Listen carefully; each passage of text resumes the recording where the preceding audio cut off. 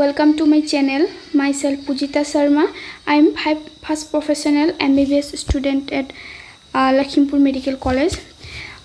Here I am sharing my strategy to score average marks in physics. ये video उन student के लिए है जिनको फिजिक्स वीक लगता है, कॉन्फिडेंस नहीं आता फिजिक्स में, जो वीक है फिजिक्स में और जस्ट स्टार्ट कर रहे हैं नीट 2024 के लिए। तो अभी 6 मंथ है और 6 मंथ एनफ टाइम है। आप फिजिक्स को एक एवरेज स्कोर तक ले जा सकते हो। अगर आप जीरो में भी हो अभी, तो जीरो इन द सेंस अगर आपका मतलब उतना कुछ चैप्टर्स नहीं हुए हैं, आपका 11 पोर्शन या 12 पोर्शन जिसमें भी हो, तो you can score an average score 120 और 100 प्लस। और उतना अगर आप फिजिक्स में स्कोर करेंगे और बायो और केमिस्ट्री में अगर अच्छा स्कोर कर लेते हैं तो आपका गवर्नमेंट MBBS सीट श्योर आपको मिल जाएगा। तो फिजिक्स में बेसिकली मैंने 3 पोर्शन में डिवाइड कर लिया था फिजिक्स को। एक पोर्शन जो मुझे बहुत इजी लगता था, जैसे काइनेमेटिक्स मुझे बहुत इजी लगता था क्योंकि मैंने वो ड्रॉप ईयर में अच्छे से कॉन्सेप्ट को अच्छे से पढ़ लिया था और टाइम दिया था, और वैसे भी वो इजी चैप्टर है। तो ऐसे आपके चैप्टर्स होंगे, जितने भी चैप्टर्स आपको इजी लगते हैं, सुनने में ऐसा लगेगा कि हाँ वो मुझे आता है, वो हो जाएगा क्योंकि आपने 11-12 में भी कुछ पढ़ा होगा वैसे भी, और कोचिंग में पढ़ा होगा अगर आप ड्रॉपर है तो। वैसे कोई चैप्टर्स जितने भी हैं आप फर्स्ट कैटेगरी में उसको डालिए। मैंने ऐसे किया था। फिर नेक्स्ट कैटेगरी आप है जो आपको आता है कुछ पर कुछ वर्क करना पड़ेगा वो चैप्टर को आपको स्ट्रॉन्ग बनाने के लिए। जैसे मुझे न्यूटन्स लॉज ऑफ मोशन वो चैप्टर आता तो था, फिर पर कॉन्फिडेंस नहीं आता था कि मतलब पूरा स्ट्रॉन्ग है, अच्छे से कर लूँगी, वो कॉन्फिडेंस नहीं था। तो वैसे चैप्टर्स आप सेकंड कैटेगरी में डाल सकते हैं। और थर्ड कैटेगरी में वो चैप्टर जो आपको बहुत ज़्यादा हार्ड लगते हैं। जैसे मुझे रोटेशनल मोशन चैप्टर बहुत हार्ड लगता था, सुनते ही मतलब बहुत ऐसा लगता था कि मुझे इससे नहीं हो पाएगा। और मैं एग्ज़ाम में भी, टेस्ट सीरीज़ में भी, मॉक टेस्ट में भी मैं उसको स्किप कर देती थी, मतलब डर लगता था, क्वेश्चन पढ़ती भी नहीं थी। तो वैसे चैप्टर्स आप थर्ड कैटेगरी में रख सकते हैं।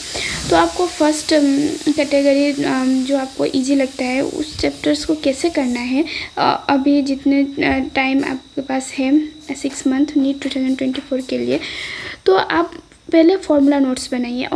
अगर आपका ऑलरेडी फार्मूला नोट्स बनाया हुआ है तो अच्छी बात है, अगर नहीं है तो आप क्या कर सकते हैं, 1 शॉर्ट वीडियो आप देख लीजिए 1 आवर या 2 आवर। और इस कैटेगरी में वही चैप्टर घुसेंगे जिनका कॉन्सेप्ट आपको अच्छे से पता है, मतलब अच्छे से कॉन्सेप्ट क्लियर है, जस्ट आपको रिवाइज करना है। अगर आपका मतलब इसमें आपका एक चैप्टर भी है, 2 चैप्टर भी हैं, ऐसे कोई बात नहीं है, आपको उतने वही कंसिडर करना है। फर्स्ट ऑफ ऑल तो आपको अपने आपको ऑनेस्ट रहना है, वही तभी आपका नीट क्रैक होगा। अगर एक ही चैप्टर आपको अच्छे से आता है, इजी लगता है, कोई बात नहीं। नेक्स्ट जो आपको थोड़ा वर्क करना पड़ेगा उस कैटेगरी में आपका मैक्सिमम चैप्टर रहेंगे। तो धीरे धीरे जब आप प्रिपरेशन को अच्छे से करते जाएंगे 2-3 मंथ के बाद आपका कैटेगरी 2 का चैप्टर कैटेगरी 1 में घुस जाएगा। तो आप फॉर्मूला नोट्स बना लीजिए। जैसे लेट मी शो यू, मैंने कैसे बनाया था।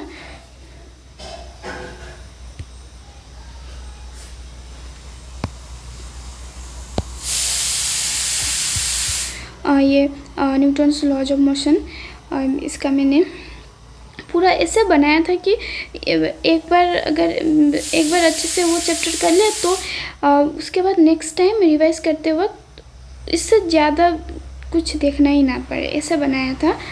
और अकॉर्डिंग टू आपके हिसाब से अगर आपको कैसा नोट्स अच्छा लगता है पढ़ने के लिए, जैसे मेरे थोड़ा कलरफुल अच्छा लगता था, और अपने मदर टंग में भी मैं लिख लेती थी कुछ कुछ चीज़, जैसे आसामीज़ में लिख लेती थी, यहाँ पे हिंदी में लिखा हुआ है जो याद रहता था। अल्टीमेटली वही मैटर करता है आप एग्ज़ाम के दिन कैसे परफॉर्म करोगे। तो ऐसे मैंने बना लिया था 4 पेज में, इसमें पूरा ऑल मोशन कवर है। तो आप ऐसे बना लीजिए। फिर revise on daily basis in the sense आपको अगर डेली करने का ज़रूरत है, भूल रहे हैं वो फॉर्मूला भूल रहे हैं तो डेली कीजिए, नहीं तो 2 दिन के इंटरवल या तो 3 दिन के इंटरवल, 1 वीक के इंटरवल में आप कर सकते हैं, या मॉक टेस्ट के पहले कर सकते हैं। फिर क्वेश्चन प्रैक्टिस कीजिए, और ये इजी चैप्टर्स के आप क्वेश्चन प्रैक्टिस करने का बेस्ट तरीका है आप थ्रू टेस्ट सीरीज़, क्योंकि टेस्ट सीरीज़ में जो एनवायरनमेंट होता है मॉक टेस्ट करते वक्त जो एनवायरनमेंट होता है वो पूरा एग्ज़ाम डे के एनवायरनमेंट से सिमिलर होता है, तो वो ज़्यादा बेनिफिशियल रहेगा। फिर ऐसे आप इजी चैप्टर्स को कर सकते हैं। फिर नेक्स्ट कैटेगरी आपको जो हार्ड लगता है, जो मतलब आपको उतना हार्ड नहीं लगता पर थोड़ा वर्क करना पड़ेगा उसको स्ट्रॉन्ग बनाने के लिए, तो उसके लिए आप पहले क्या कीजिए, गो थ्रू दी कॉन्सेप्ट, क्योंकि अगर आपको वो चैप्टर उतना अच्छे से मतलब कॉन्फिडेंस नहीं आ रहा है वो चैप्टर में, तो उसका बेसिकली उसका मीनिंग है कि आपको कॉन्सेप्ट अच्छे से नहीं आता है। तो आप पहले गो थ्रू कीजिए कॉन्सेप्ट। अभी भी 6 मंथ है आपके पास, तो आप डिटेल लेक्चर लगा सकते हैं, थोड़ा वो 1.5x या 2x में देख सकते हैं।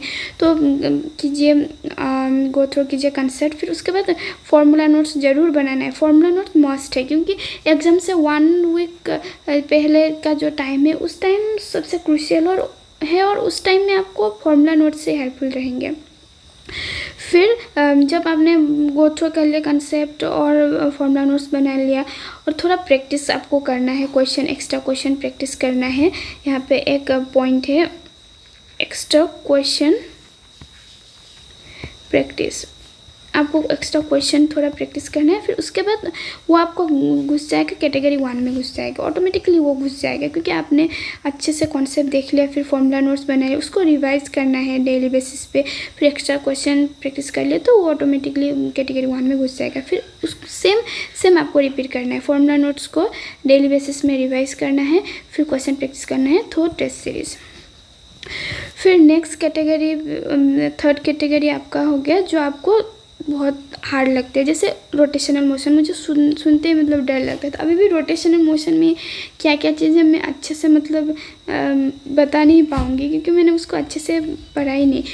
तो इसमें आपका एक चैप्टर में हमेशा आपका 3 पार्ट होता है। एक तो फॉर्मूला बेस्ड क्वेश्चन आएंगे, उसमें कुछ कंसेप्ट नहीं है, कुछ समझना नहीं है, सिर्फ आपको ऐसे थोड़ा थ्योरेटिकल भी हो सकता है, स्टेटमेंट क्वेश्चन आ सकता है, या डायरेक्ट फार्मूला और put the formula get the result वाले फार्मूला कुछ होंगे। तो वो फार्मूला बेस्ड पोर्शन को आपको करना है। फिर उसको करना है जितना जल्दी हो सके आपको करना है। उससे आपको क्या होगा, कॉन्फिडेंस आपको बिल्डअप होगा। क्योंकि अगर आपका हार्ड चैप्टर में अगर आपने ये पोर्शन भी पहले कर लिया तो आपको माइंड में ये रहेगा कि हाँ वो चैप्टर पूरा छूटा नहीं है, थोड़ा सा तो मेरा क्या हुआ है।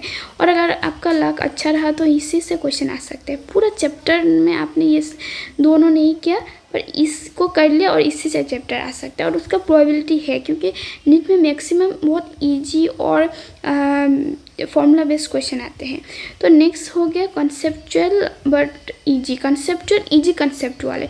तो उसको आप धीरे धीरे करके जैसे आपने ये कैटेगरी 2 को अगर आपने 1 वीक में 2 चैप्टर टारगेट किया है आपने, तो उसमें ये इसका इजी कॉन्सेप्ट का, हार्ड चैप्टर के इजी कॉन्सेप्ट का 2-3 टॉपिक आपने घुसा दिया, तो ऐसे इजी करके आप इसको कर सकते हैं। और हार्ड कॉन्सेप्ट जो है उसको आप स्किप कर सकते हैं, क्योंकि नीट में अगर आप कुछ पोर्शन स्किप कर रहे हो और वो भी आपका जो सबसे वीक सब्जेक्ट है उससे कुछ पोर्शन स्किप कर रहे हो, तो ये मतलब स्किप करने से भी आपका सिलेक्शन हो जाएगा, क्योंकि मैंने भी बहुत ऐसे स्किप किए थे जो मुझे हार्ड लगते थे फिजिक्स के। बायो और केमिस्ट्री में कंप्लीट किया हुआ था, कुछ छोड़ा नहीं था, पर फिजिक्स में, क्योंकि फिजिक्स मुझे पता था कि फिजिक्स में मुझे उतना आउटपुट मिलने वाला नहीं है, तो मैंने कुछ पोर्शन स्किप किया था। तो आप भी स्किप कर सकते हो, क्योंकि आप अगर इसमें दिन के 2 आवर पुट कर रहे हो, अगर मैं ये वीडियो उन स्टूडेंट के लिए जो मेरे जैसे फिजिक्स में एवरेज स्टूडेंट है, एवरेज मतलब you can say below average, क्योंकि फिजिक्स में मैंने फिजिक्स इसलिए पढ़ा था क्योंकि मुझे नीट क्रैक करना था। वैसे स्टूडेंट जिसको फिजिक्स में उतना इंटरेस्ट नहीं है वैसे स्टूडेंट के लिए है ये वीडियो, और मैं भी वैसे स्टूडेंट थी। तो अगर आप इस पोर्शन को 2 आवर डिवोट कर रहे हो और 2 आवर आप अगर बायो को रिवाइज करने में डिवोट कर रहे हो, तो 2 आवर का आपका इनपुट से आपको बायो में 2 आवर का ही आपको बेनिफिट मिलने वाला है, आउटपुट मिलने वाला है। पर अगर आप हार्ड कॉन्सेप्ट में 2 आवर दिन के वेस्ट कर रहे हो, वेस्ट इन द सेंस लगा रहे हो, इनपुट दे रहे हो 2 आवर का, तो आपको इसका आउटपुट जो 0 भी मिल सकता है। ये फैक्ट है, क्योंकि फिजिक्स सब्जेक्ट ही ऐसा है।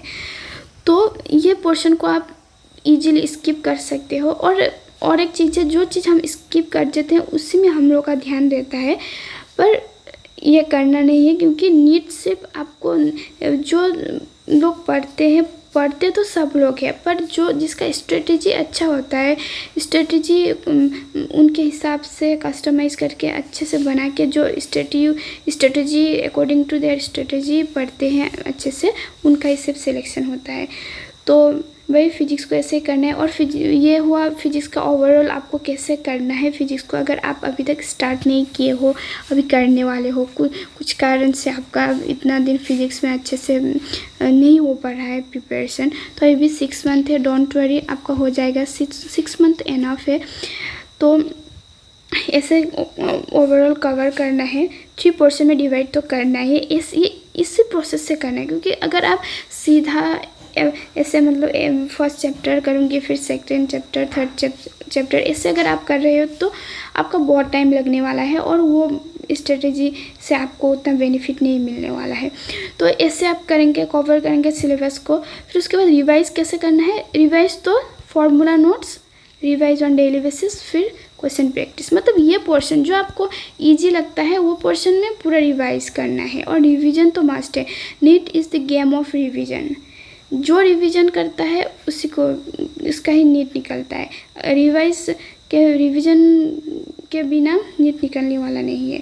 तो ऐसे आप रिवाइज कीजिए। ये पोर्शन पूरा रिवाइज का हो गया, और ये पोर्शन जो आपको वीक टॉपिक में वर्क करना है, तो पढ़ते जाइए। Keep hustling, best of luck, thank you.